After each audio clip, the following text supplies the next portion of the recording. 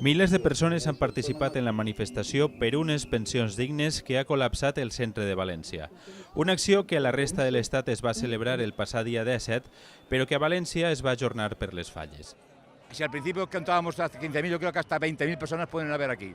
Y de hecho, todavía no ha llegado ni la mitad de la gente que está fuera de la ESA. Es un éxito de participación y a partir de aquí esto continuará. La manifestació l'ha convocada la Coordinadora Estatal en Defensa del Sistema Públic de Pensions, de la qual forma part Intersindical Valenciana.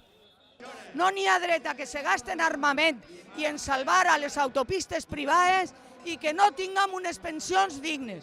I no sols n'hi ha que defensar les nostres pensions, sinó la dels nostres fills, els nostres nets i tots els joves que avui no tenen treball. No podem substituir unes pensions públiques que han subsistit en el temps, en la democràcia de l'Estat, a unes pensions totalment privades per a fer ric als mateixos de sempre que són els bancs. Dinero hay. Ahora, ¿dónde gastarlo? Esa es la decisión política que tienen que tomar. Lo que no vale es que después de 40 años cotizando a la gente y demás, le digan ahora que le van a hacer un recorte, porque no nos equivoquemos, el siglo XXV es una estafa. O sea, eso es no decirte, no te recorto, pero te doy 2 euros, que me equivale a lo mismo.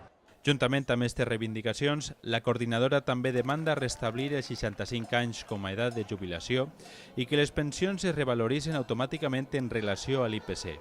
El pròxim 16 d'abril continuaran les mobilitzacions.